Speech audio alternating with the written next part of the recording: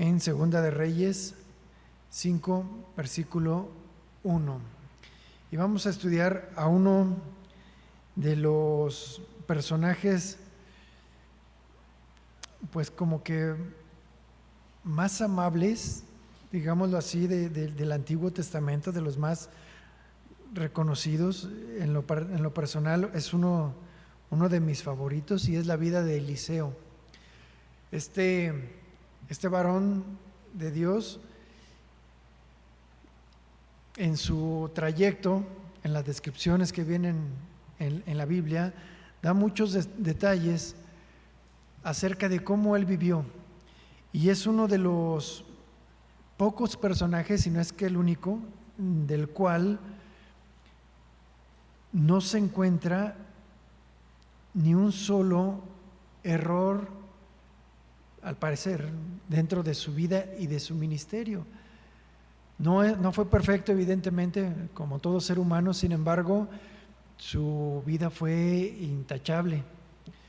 Muchos tuvieron tropiezos, pero en el caso de él no fue así. Y este profeta hebreo, que vivió en Israel entre el año de 1850 y el año 800 antes de Cristo, fue muy trascendente dentro de la historia del pueblo judío y del pueblo de Israel. El significado de su nombre es: Dios es mi salvación. Eso significa Eliseo. Y dando un poquito de contexto antes de entrar de lleno al versículo que les acabo de mencionar, el profeta Eliseo era un hombre que al parecer poseía una gran fortaleza física. Él era muy fuerte debido a que era capaz de arar la tierra dirigiendo 12 yuntas de bueyes. Era un hombre dedicado al campo, y evidentemente en un trabajo de ese estilo pues se requiere mucho esfuerzo físico. Y mientras él estaba durante ese trabajo tan rudo, Dios conoce el corazón de cada uno de nosotros, como él conocía el corazón de Elías, y él sabía y tenía en su interior un profundo amor hacia Dios, y esto el Señor lo ve. Y fue ahí donde inició su llamado. Recordarán que al pasar en una ocasión, Elías, pues ahora sí, cansado del camino, cansado del ministerio por todas las aflicciones que se le habían venido a causa de una mujer, pues decidió tirar ahora sí que el manto, ¿verdad? Y en una de esas va pasando por los surcos, seguramente que estaba trabajando Eliseo, y él decidió echarle su túnica, su manto encima, y sin medir palabras se siguió. Sin embargo, Eliseo, en su corazón y en su entendimiento, comprendió de qué se trataba aquello, y que no era poca cosa, y lo entendió perfectamente. O sea, él lo que hizo fue alcanzarlo, se fue corriendo detrás de él y le dijo: mira, te voy a seguir, pero dame oportunidad de darle un beso a mis padres y te voy a seguir.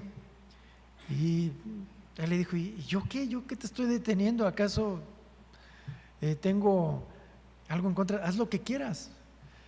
Y así que él hace eso, toma todas las herramientas de trabajo que eran hechas de madera, las quema, mata a los bueyes, y eso lo ofrece al pueblo. Entonces ahí se ve un corazón generoso, y seguramente ahí estaba Elías, seguramente con su cara de fastidio y de cansancio, pero él aprovecha y se pone a cuentas, y de alguna manera esa representación de quemar todo lo que tenía y lo que representaba su trabajo era una forma de decir: de aquí en adelante solamente voy a confiar en lo que Dios diga, y mi pasado se quedará atrás. Voy a ponerme a cuentas con mis padres, les diré cuánto los amo, pero voy a seguir ahora al Señor, y ellos sabrán que voy a estar en buenas manos. Pues voy a estar con Elías, con el profeta Elías. Y ese gozo, esa dicha, esa nueva vida decidió también compartirla con sus vecinos, con sus amigos, para decirles: también a ustedes los aprecio mucho, pero me voy a aprender y voy a ir a un lugar y voy a hacer lo que Dios me mande hacer, lo que Dios me permita hacer, y de la manera en la que Dios quiera, porque Dios ve mi corazón. Así que tengo que dar la mejor respuesta, porque la respuesta que yo dé no es para Elías, es para el Señor. Y desde ahí vemos que en ninguna manera le toma a mal a Elías, pues la forma en la que él estaba haciendo ese pase de estafeta, sino que él lo toma en el mejor de los sentidos, porque dice la Biblia que examinemos todo, ¿verdad? Pero retengamos lo bueno. Examinémoslo todo y retengamos lo bueno. ¿Qué significa esto? Que debemos de guardar nuestro corazón de la amargura. No retengamos lo malo. Y él así lo hizo. Él decidió sus razones y sus motivos ha de tener Eliseo para tener esas actitudes. Yo no me voy a enganchar a lo mismo. Así que Eliseo fue un heredero profético de Elías, sin embargo tenía un carácter muy diferente. Elías era una figura solitaria, mientras que Eliseo fue un líder de varias generaciones y con varios profetas. Se vinculó con los soberanos de Israel, que pertenecientes a su época, y él los amonestaba, los aconsejaba en las guerras y los estimulaba cuando él lo creía necesario, y la obediencia siempre los estimulaba a ellos a obedecer a Dios. Y dentro del cristianismo, pues Eliseo también es considerado como uno de los precursores o predecesores de Jesús, es decir, un modelo o un prototipo de la figura de Cristo. Su personalidad física era un poco común en aquellos tiempos, puesto que él era calvo. Recordarán que se menciona en la Biblia que incluso algunos jóvenes se llegaron a burlar de él, 42, bueno, no dice cuántos jóvenes, pero cuando se burlaron de él, dice la Biblia que él los maldijo en el nombre del Señor.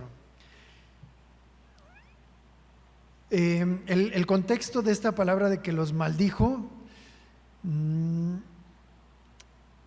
pudiera, si lo vemos así tajantemente, como que pareciera que él los maldijo en el propio carácter de Dios. Sin embargo, Dios no maldice de esa manera, ¿no? Pero como haya sido, él lo que sí notó y lo que sí se percató es de que la fuerza que tenían sus palabras traían consecuencias, porque después de que él dijo lo que haya dicho, hubo consecuencias, porque inmediatamente salieron 2 osas y mató a 42 de esos muchachos.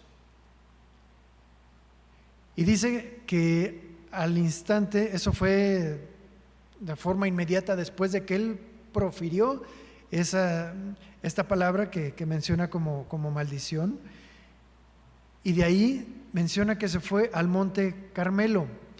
Y en el Monte Carmelo también había ocurrido algo muy, muy similar, cuando Eliseo se encontraba ahí y fueron grupos de guerreros a consultarlo y le decían: profeta de Dios, y él dice: soy profeta de Dios, que descienda el fuego y que descienda fuego del cielo y los consuma. Y así ocurrió como 3 o 4 veces. Es decir, de lo que salía de su boca era lo que acontecía. Imagínate nada más tener ese poder en tu persona o en la mía, que pudiéramos decir una maldición a alguien y se cumpliera. Híjole, cuántas desgracias no habría, ¿verdad? Pero él se dio cuenta de esto. El poder que yo tenga en mi boca puede ser para bendecir o para destruir. Por lo tanto, en mi boca, en el poder de mi lengua y en mis intenciones tengo un arma. Y un arma es neutral. ¿Qué determina si es para bien o para mal? Las intenciones que hay en el corazón. Un arma puede ayudar para defender, para proteger, pero también para agredir.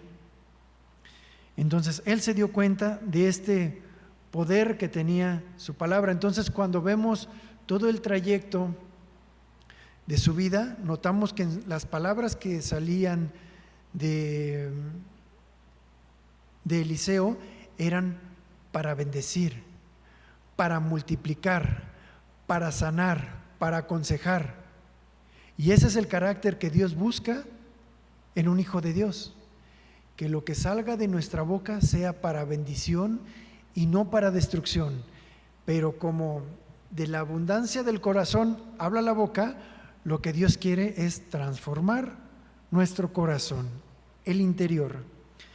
Y entonces vamos a ver algo muy interesante en uno de los varios pasajes donde se presenta Eliseo.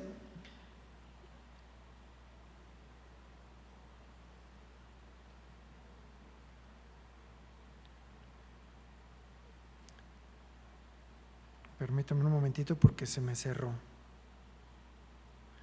Y eso es para ver qué hay en su corazón, mis hermanos, para ver si tienen paciencia.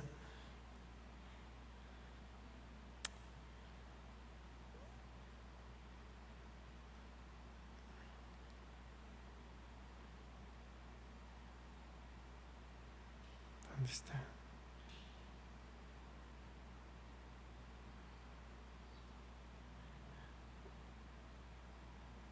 Ya no me lo quiere abrir.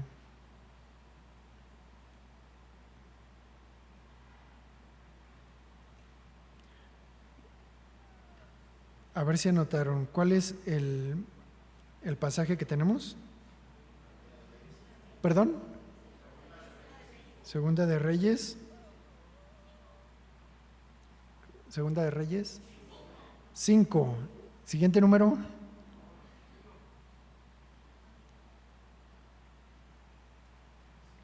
Cinco, 1. Muy bien. En lo que me lo abre. Aquí vamos a ver la historia de Naamán, que es sanado de lepra. Naamán, que era un general del ejército del rey de Siria, era un hombre muy importante y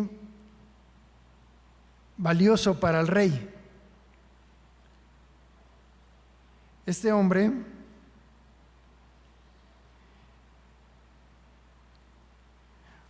gozaba de un gran prestigio porque era muy importante delante del rey y de su señor que gobernaba en Siria. Y a este hombre lo tenía en alta estima, pues por medio de él había dado Jehová salvación a Siria. Miren, aquí hay algo muy interesante. ¿Cómo es que un hombre que no pertenecía al pueblo de Israel fue prosperado de parte de Dios? Aquí notamos que aunque una persona no lo llegue a conocer como te pasó a ti y como me pasó a mí, Dios está contigo, lo sepas o no, porque Él tiene un propósito y que es llevarte al conocimiento del Señor. Este hombre era un hombre muy valeroso en extremo, pero era leproso. Y vamos a ver lo siguiente. Este versículo inicia con que este hombre es un hombre militar, un general de un ejército enemigo de Israel. Y inicia dándole un voto de confianza de parte de Dios hacia él y nos describe que en él se habían encontrado algunas fidelidades propias de un militar. ¿Cuáles son? ¿Cuáles son esas cualidades que tiene un militar? Regularmente y de forma general, la fidelidad. La fidelidad a su nación. el valor, inteligencia, pero sobre todo, obediencia. Y muchas otras cosas que delante de este rey, a él lo calificaban como alguien muy valioso que tenía dentro de sus filas. Por eso lo amaba. Y no solamente lo aprobaba él, porque gracias a él, su nación, la nación de Siria, había sido salvada.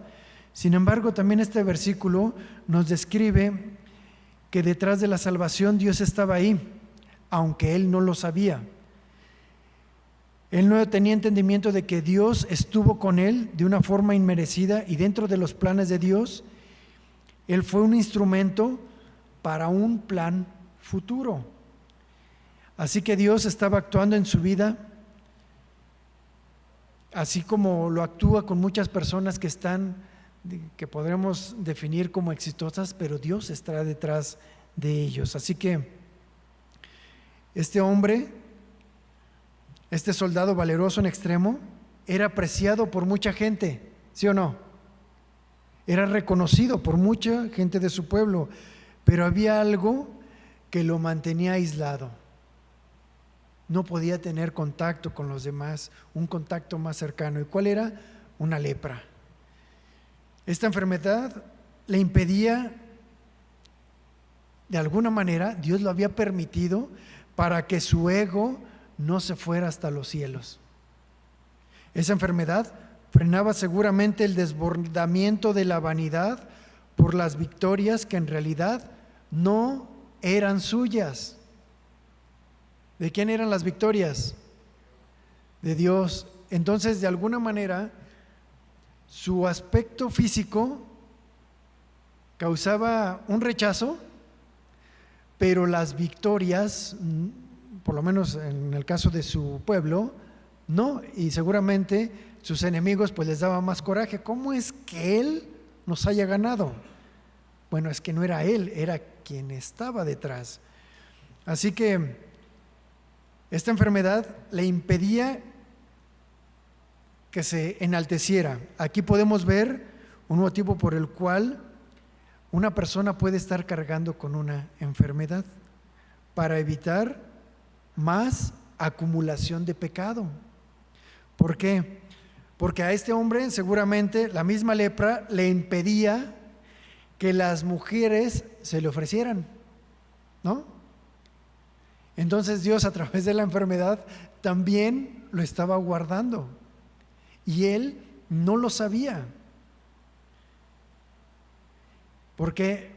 Porque también Dios estaba guardando su matrimonio a través de una enfermedad. Qué interesante.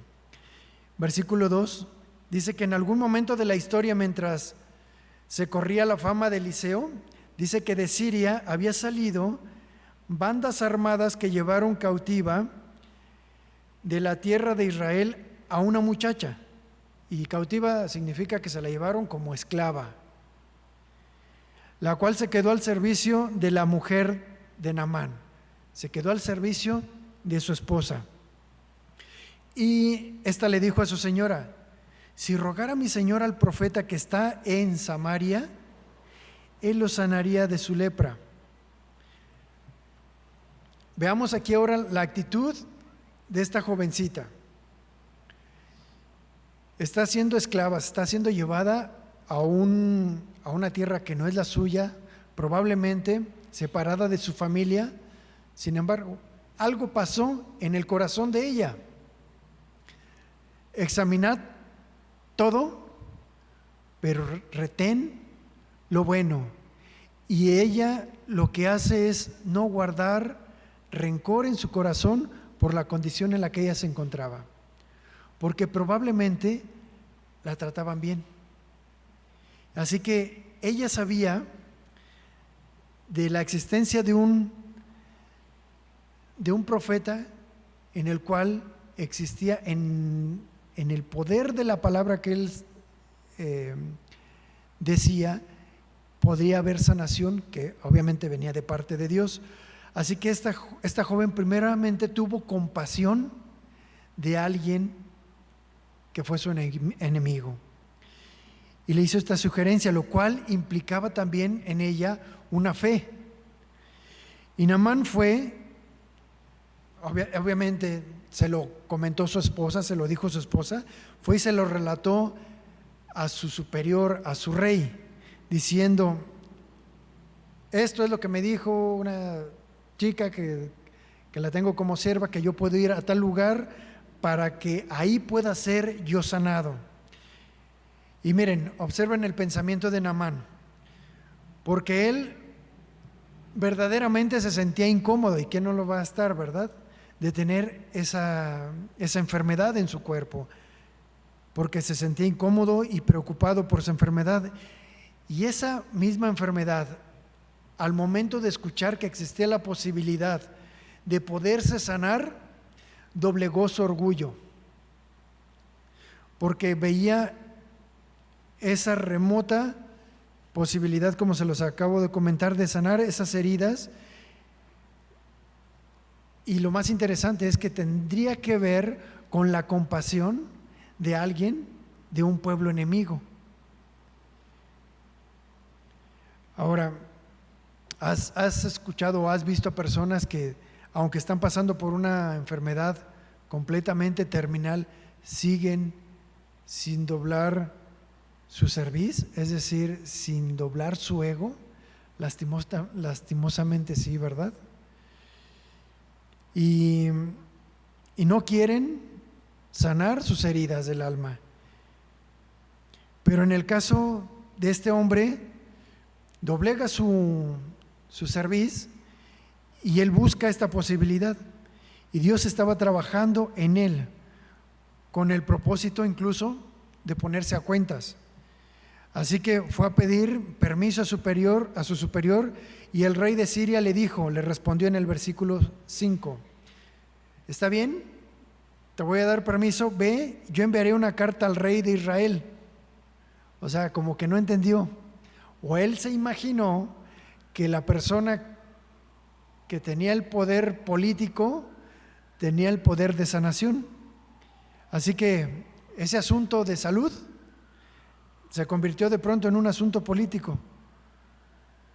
Así que salió pues Naamán llevando consigo 10,000 talentos. Esto corresponde a 340 kilos de plata.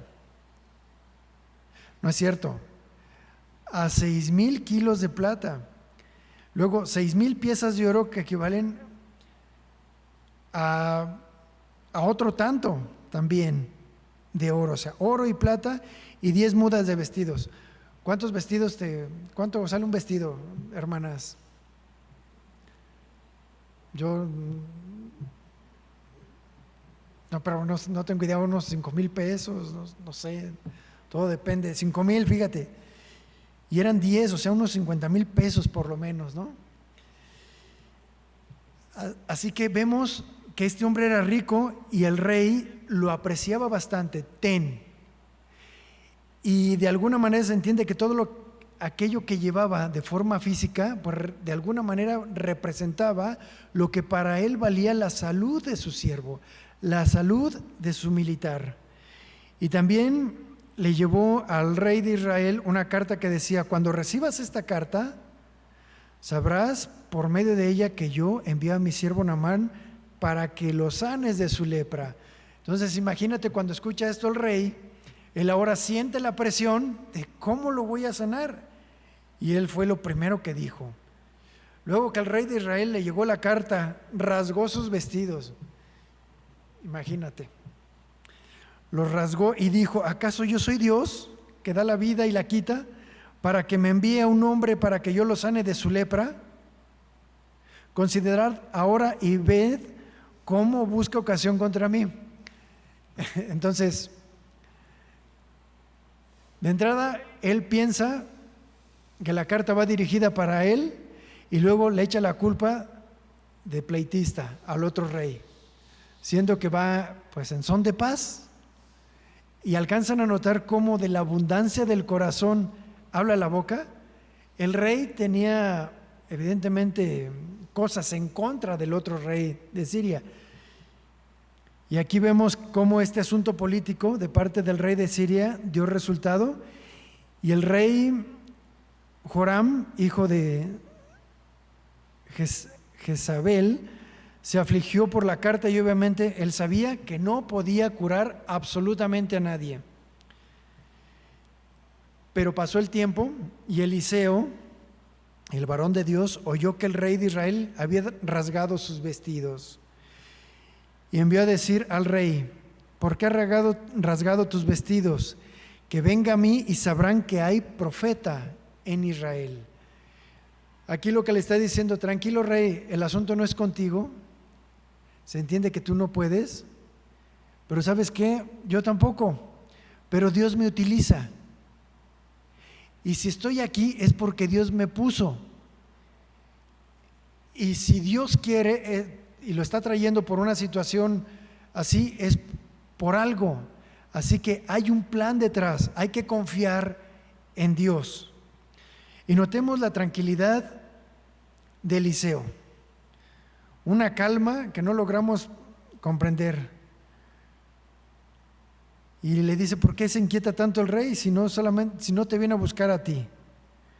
Entiende que esto es un asunto de salud, no es un asunto político, así que tú no te preocupes. Entonces seguramente le hicieron llegar a Naamán: no vayas con el rey de Israel, y le dan la dirección de Naamán. El versículo 9 dice así: y llegó Naamán con sus caballos y su carro, y se paró a las puertas de la casa de Eliseo. Entonces Eliseo le envió un mensajero a decir: ve y lávate 7 veces en el Jordán, y tu carne se va a restaurar y serás limpio. ¿Qué es lo que esperaba el general? Pues él se sorprende de este recibimiento. Él esperaba que estuvieran a las puertas, que ya estuviera ahí sentado, que ya estuviera el altar, y no fue ni siquiera recibido por el propio Eliseo. Entonces él lo que quería demostrar era todo lo que él llevaba con el fin de convencerlo y de asegurar su sanidad. ¿Cómo? A través de las riquezas, a través de lo que él conocía. Pues ¿cómo se sana? Pues con pago. O sea, ¿por qué? Porque todo el mundo quiere eso. Seguramente llegó Naamán con ese pensamiento: todo el mundo quiere dinero, entonces así aseguro que me dejen totalmente sano. Y aparte, como traigo todo mi ejército, si no es por la buena, es por la mala.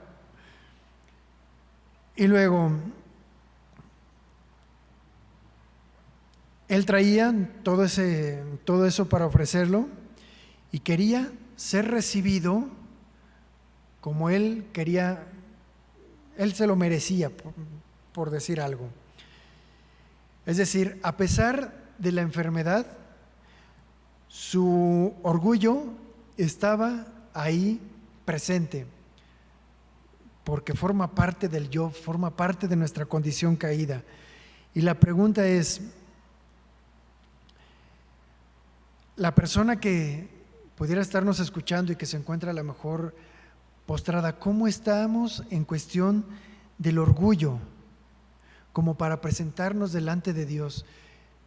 Y para presentarnos, pero sin ese lastre de pecado, porque lo único que hace es únicamente estorbar.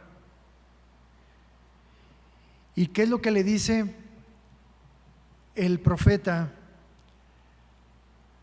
al militar? Le dice: ¿sabes qué? Todo lo que traes no te sirve de absolutamente nada. Es más, lo que traes puesto tampoco. Así que ve al Jordán, despójate de todo eso, tus condecoraciones, porque a lo mejor iba que se viera, ¿verdad?, quién era el bueno, pero que no se viera su cutis. Pero ¿sabes qué le dice? Quítate todo eso y entra al Jordán. Entonces, obviamente, el hecho de despojarse de todo lo que tenía dejaba al descubierto aún más su enfermedad, ¿no? Su estado de flaqueza. ¿Y eso qué provoca? Vergüenza, humillación. ¿Cómo me voy a presentar así delante de todo el ejército que traigo y luego para remojarme ahí? Y ni siquiera me ha recibido. Entonces, él respondió como cualquiera de nosotros. Se fue enojado diciendo: yo que pensaba, de seguro saldrá enseguida y puesto en pie invocará el nombre de Jehová su Dios. ¿Ya ven? Ahí estaba, que era lo que había en su corazón. Alzará su mano y tocará la parte enferma y sanará la lepra de forma instantánea. Naamán, al igual que nos puede ocurrir a nosotros, él ya tenía su fórmula de cómo quería ser sanado, de una manera espectacular. ¿Sí? Porque así también nosotros podemos decir: Señor, sáname con un milagro. ¿Y qué tal si te quieres sanar a través de un médico? ¿No? ¿Y qué tal si mientras vas le compartes al taxista o le compartes al enfermo y el médico te sana? Alguien tiene que cobrar, ¿verdad? Sería el médico. Sin embargo, él ya tenía su propia expectativa, pero su orgullo no lo dejaba. Así que se dio la media vuelta, se fue molesto porque no escuchó y mucho menos vio al hombre de Dios que se suponía cómo debía él actuar. Porque entendamos esto, mis hermanos. Naamán estaba acostumbrado a mandar, ¿no? Y así nos puede pasar a nosotros, que las cosas se hagan como nosotros queremos. Porque él estaba acostumbrado, pero era parte de su formación. Pero Dios quería transformarlo. Así también nosotros nos llegamos a comportar pensando cómo Dios debía actuar, y cuando no lo hace, algunas veces nos frustramos, cuando no entendemos. Y entonces él dice: Habana y Farfar, ríos de Damasco, ¿no son mejores que todas las aguas que hay en Israel? Es decir, empieza a hacer una comparación. Si me lavo en ellos, ¿no quedaré más limpio también? Otra vez queriendo poner sus propias reglas y haciendo comparación. Y muy enojado se fue de allí. Ese orgullo era lo que Dios estaba, por lo que Dios estaba permitiendo y conteniendo y manteniendo esa enfermedad ahí a causa de su orgullo. Porque imagínate, mi hermano, si este hombre no hubiera estado enfermo, ¿dónde estaría su orgullo? O si nosotros no tuviéramos cierto aguijón en nuestra carne, ¿dónde no estaría nuestro orgullo? Él no quería despojarse de todo aquello que le daba confianza, de su posición, de su autoridad y lo que representaba su poder, para humillarse en el río que él consideraba como un río de aguas negras, porque lo estaba comparando. Dice: no, aquellos ríos están mejor. Pero hubo alguien, y esto es lo increíble, cómo Dios estaba con él para decirle: mira, no eres tú, Naamán, no es tu fuerza, no es tu sabiduría, ni siquiera está en ti, puede estar en cualquiera de tus subordinados, en cualquiera. ¿Por qué? Porque el que actúa es Dios. Y en muchas ocasiones nuestros colaboradores de menor rango nos pueden llegar a dar ideas que dices: ¿cómo no lo vi antes? Pues así. Y eso pasa para que no se nos suba. Siempre tenemos algo de qué aprender de alguien más. Fíjate, y uno de sus criados, ni siquiera eran algunos de sus mejores guerreros ni soldados, uno de sus criados, de los que llevaban ahí las maletas, no sé, quisiera imaginarme, ¿no? Con los 5 vestidos. Y le dijeron, y fíjate la manera en la que llegó. O sea, este hombre era muy bendecido porque había personas que hablaban de tal manera y con tal sabiduría que llegaban al corazón. Y eso es lo que Dios busca en nosotros, que también busquemos el momento adecuado y el momento preciso. Él estaba furioso en algún momento, pero este siervo, este criado, esperó la circunstancia y el tiempo más adecuado como para poderle llegar de la manera más respetuosa, porque le dice: Padre mío. Le dice: Padre mío. O sea, mayor humillación, o sea, con la actitud con la que llegó este criado, doblegó a este hombre tan orgulloso. ¿Por qué? Porque lo escuchó. Entonces, en la forma en la que nosotros lleguemos delante de alguien más, reconociendo su autoridad sobre nosotros para que pueda recibir un consejo con la mayor humildad, es la forma en la que vamos a tener la respuesta correcta, porque se van a abrir los oídos. Padre mío, si el profeta te hubiera mandado a hacer algo difícil, ¿no lo harías? Algo así tremendo, ve y acaba con tal ejército, ¿no lo harías? Porque de alguna manera le está diciendo, de una manera muy sabia, mis hermanos, le está diciendo: el poder lo tienes y puedes hacer muchas cosas, pero si quitas el poder para que tu poder no influya en el poder de algo tan sencillo como es el obedecer, ¿alcanzan a notar que el poder también está en obedecer? Porque uno es de autoridad, de imposición, y el otro es de acción. Un poder, yo puedo hacerlo, yo puedo ayudarte. Si Él te mandara algo difícil, ¿no lo harías? ¿Cuánto más si solamente te ha dicho: lávate? O sea, simplemente lávate. A veces, mi hermano, él estaba esperando una gran arenga, una gran oración delante de Dios de parte de Eliseo. Estaba esperando algo muy impactante para su vida y de repente le dice: vete a bañar. Bueno, sí me entendieron, ¿verdad? Muy sutilmente: vete a bañar. ¿No harías eso? Es más, lo tienes que hacer. Y no te vayas hasta allá, mira, en el Jordán. ¿Cómo están las aguas? No importa, obedece. Algunas veces nos llega a pasar así, mis hermanos.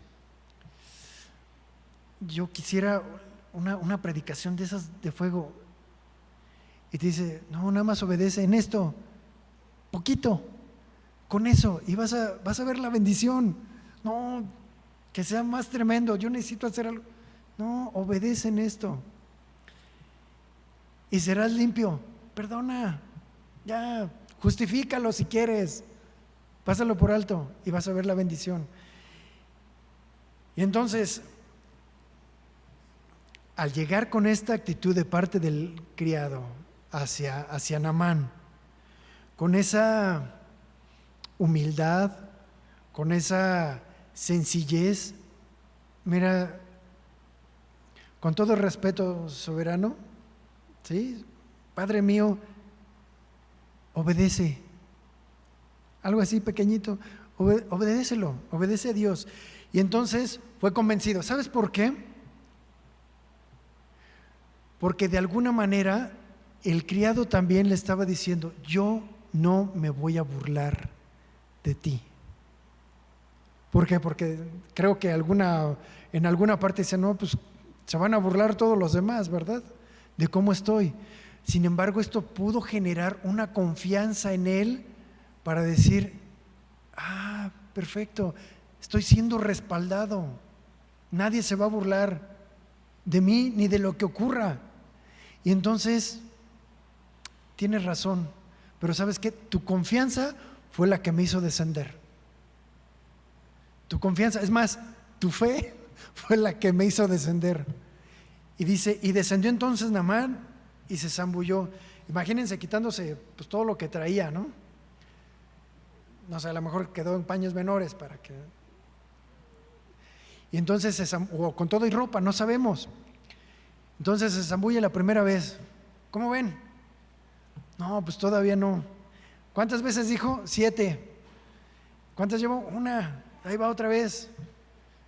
¿Poquito? No. Ay, ya van 4. ¿Y si no funciona? 7. Otra vez. Si no funciona. Y en la 6ª, no, ¿saben qué? Se me hace que no va a funcionar. 1 más. Obedezca 1 más. No se desanime. Dios es fiel. Y cuando desciende y vuelve a salir, entonces se produce el milagro. Y dice que la piel le quedó como de bebé. Y lo hizo conforme a la palabra del varón de Dios. Noten aquí, mis hermanos, lo que salía de él, de la boca de Eliseo, fue para bendecir a otros, para bendecirlo, para sanarlo. Evidentemente Dios respaldaba porque conocía el corazón de Eliseo. Y dice que su carne se volvió como la carne de un niño y quedó limpio. ¿Han tocado la carne, bueno, la piel del bebé, de un niño? Sí, es tan suave. Ay, no, nada que ver, ¿verdad? Ni poniéndose crema, ni después de rasurarse es tan, híjole. Sí, mi hermano, más o menos así. Y entonces, luego, imagínense, ya que él salió, pues ya se puso seguramente cada vez menos ropa, ¿no? Pues, o sea, a lo mejor nada más lo que cubriera, porque ahora ya lucía más su rostro. Entonces su rostro estaba totalmente diferente y todos los que estaban ahí a su alrededor se gozaban con él. Y en cuanto salió, mis hermanos, ocurrió algo maravilloso. Pues, ¿qué fue lo que hicieron en cuanto salió? Así lo dejaron, pues que se vista ahí como pueda. Lo abrazaron. Es más, él quería abrazar a alguien más. Y los demás también lo abrazaron y estaban gozosos con él. ¿Por qué? Porque no todos los días se ven ese tipo de milagros, ¿verdad? Y ahora veían a un guerrero completo, pero con un corazón totalmente diferente, porque él ahora, ¿quién cree que abría los brazos, mis hermanos? Él, ¿no? Él ya abría los brazos. Entonces dice que luego volvió con todos sus acompañantes donde estaba el varón de Dios y se presentó delante de él, pues imagínense, con un corazón totalmente agradecido, y dice: ahora conozco que no hay Dios en toda la tierra sino en Israel. ¿Ya alcanzan a notar a quién le atribuye ese milagro? Al Dios de Israel, ¿verdad? Te ruego que recibas un presente de tu siervo. Él estaba tan contento de que esto no lo ocupo, te lo doy, te lo regalo. Y él le dijo, ahora sí lo recibió, y seguramente le dio un gran abrazo, ¿verdad? Muchísimas gracias. Pero él le dijo: vive Jehová, en cuya presencia estoy, que no lo aceptaré. Y aunque le instaba a que lo aceptara, que le aceptara alguna cosa, él dijo: no lo voy a aceptar, ni como presente, ni como, no, mira, esto vino de parte de Dios, y Dios me es suficiente, de verdad, de todo corazón. ¿Por qué no lo aceptó? Por 3 cosas principalmente. Porque los milagros de Dios no se venden. No se venden. Número 2, para testimonio de Naamán. ¿Por qué? Porque si no, fíjate cómo iba a quedar. Pues órale, mira qué bien te fue. ¿No traes más? Una segunda ronda, ¿verdad? Pero sobre todo, no quería quedar mal tampoco con el rey de Israel por haber ayudado a alguien más, sino cuidado, o sea, yo no lo hice, lo hizo Dios. Y si a mí me vienes a reclamar, le estaría reclamando a Dios. Así que yo no quiero problemas. No, quédate con las cosas. No está eso en mi corazón. Dios me provee. Entonces Naamán dijo, te ruego pues, fíjate el cambio de actitud de lo que él decía. Yo quiero, si tú no quieres nada, por favor permíteme llevarme algo de aquí. Te ruego que se me conceda llevarme una carga en un par de mulas de la tierra, de esta tierra. ¿Para qué? Porque yo voy a hacer un lugar de sacrificio para el Señor donde yo esté. Porque aquí delante de tu siervo no sacrificará holocausto ni ofrecerá sacrificios a otros dioses, sino a Jehová. Yo me llevo algo de aquí, tierra, para ponerla allá y decir, el Señor de Israel, donde yo quiera que esté, Él va a estar conmigo. Y luego le dice, en esto perdone Jehová a tu siervo. Aquí se está poniendo a cuentas. Miren, cuando mi señor el rey entre al templo de Rimón para adorar ahí a su ídolo y se apoye sobre mi brazo y yo también me tenga que inclinar, que entienda el Señor que no me estoy inclinando yo delante de esa esfinge, o de ese monumento, sino que yo tengo que obedecer y yo tengo que llevar. Así que perdone el Señor a su siervo. No lo estaré haciendo con una condición de adoración, sino que Dios conoce mi corazón, que a Él solamente serviré.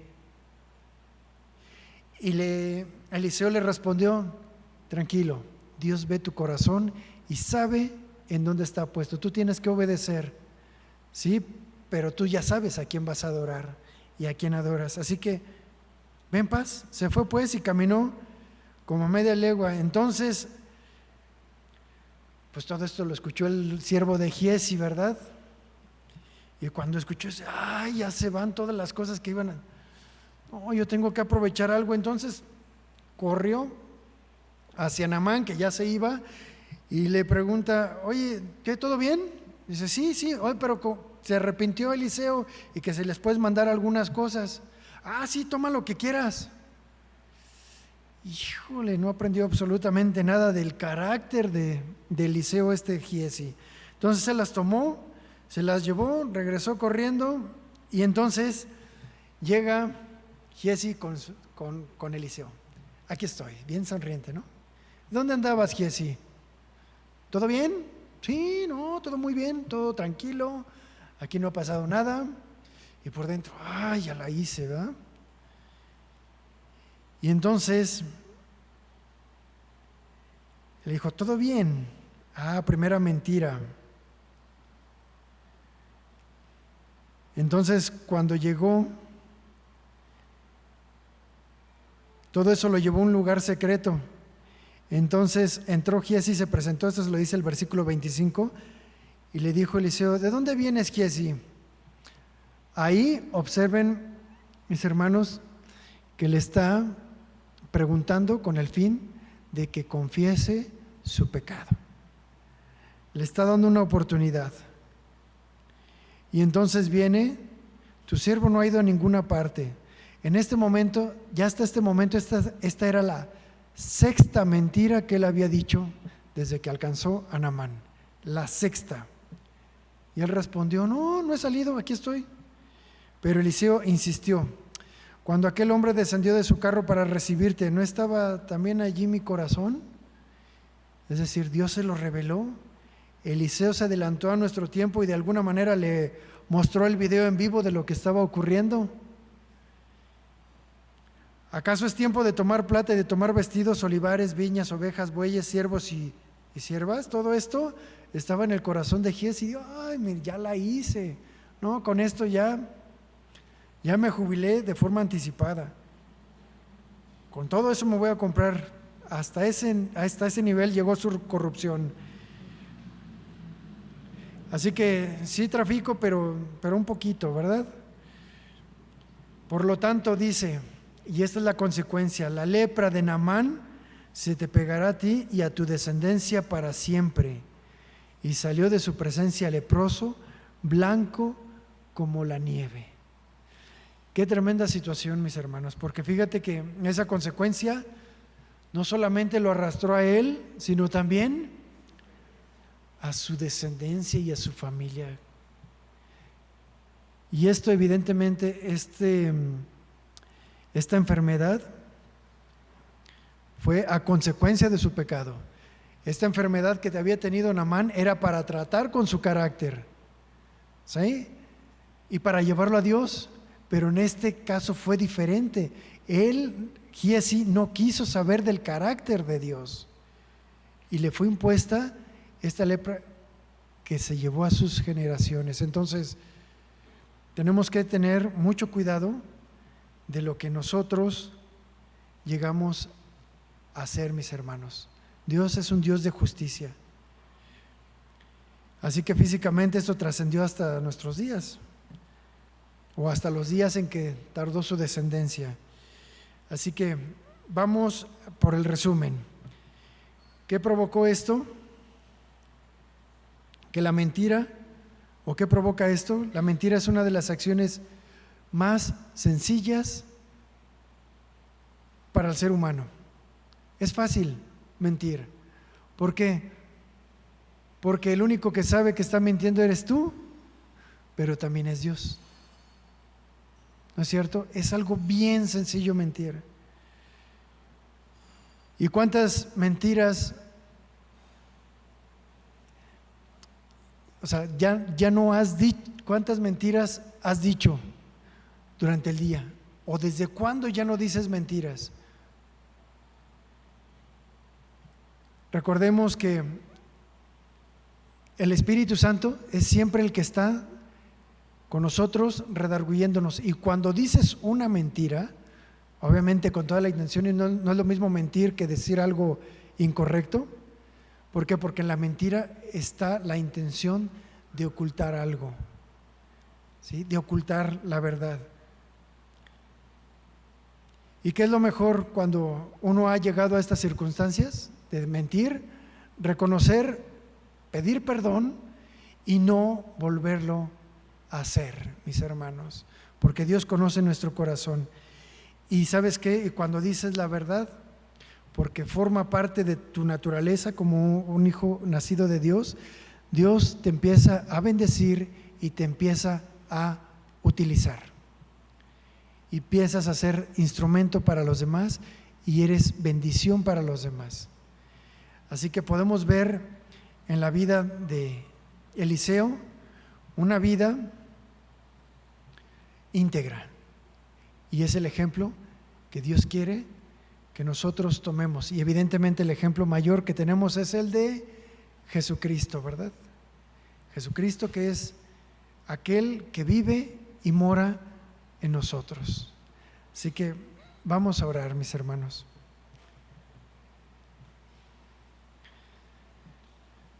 Bendito y amado Padre, te damos muchísimas gracias por este día, Señor. Gracias porque nuevamente tú nos recuerdas de dónde nos sacaste, Padre Celestial, de todas aquellas prácticas que delante de ti son abominación. Y ahora nos recuerdas de dónde nos sacaste con el fin de que continuemos hacia adelante, cada vez limpiando más y más nuestra vida de la lepra del pecado. Porque en aquellas circunstancias y en aquellos tiempos la lepra era algo físico, era algo notorio, pero el pecado es algo que se encuentra de forma oculta. Sin embargo,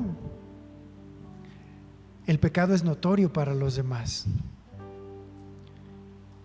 Y es incluso despreciable para los demás, porque todos sabemos qué es lo que está mal. Pero tú, cuando vienes a nuestro corazón, vienes a nuestra mente, y tú lo que quieres es cambiar ahora de adentro hacia afuera, cambiando nuestra forma de actuar, nuestra forma de pensar, con el propósito de estarnos evaluando de forma constante cómo estamos delante de ti, si somos aprobados o no. Y cuando no lo somos, es el momento de ponernos a cuentas delante de ti, porque por más que corramos, nuestro pecado nos va a alcanzar, pero también la bendición, cuando somos obedientes en lo poco. Y poco a poco, una tras otra, acción de obediencia delante de ti va a redituar en bendición, no solamente para nosotros, sino para los demás, así como ocurrió con Naamán, Señor, que una vez que fue sanado de forma milagrosa, cambiaste su interior y ahora podía abrazar, podía tratar con mayor cercanía a los demás, siempre reconociendo quién lo había sanado. Y así, Señor, nosotros reconocemos que tú has cambiado nuestro corazón y te damos gracias en el nombre bendito de tu Hijo Jesús. Amén.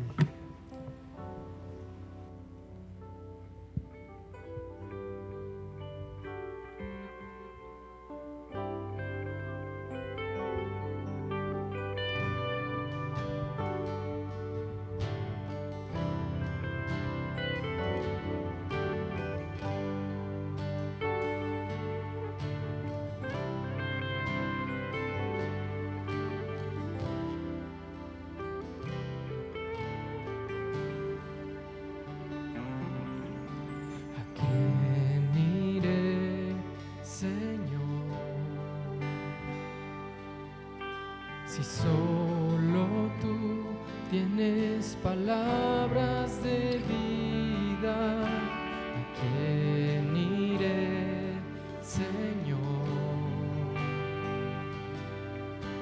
Si solo tú eres la roca eterna, ¿a quién iré, Señor?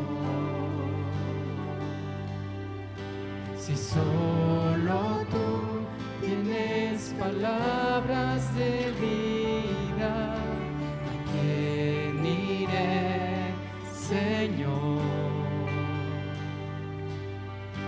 Si solo tú eres la roca eterna, tú eres todo para mí, mi alto refugio, en quien yo confiaré, fundado en la roca. Ahora yo estoy pues en ti, he creído, mi Señor. Tú eres todo para mí, mi alto refugio, en quien yo confiaré, fundado en la roca. Ahora yo estoy pues en ti, he creído, mi Señor.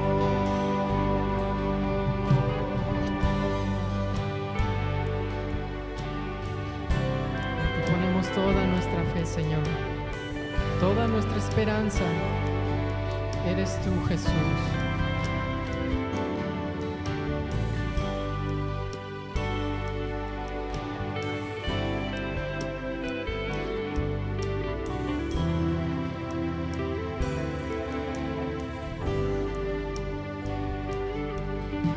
¿A quién iré, Señor? Solo tú tienes palabras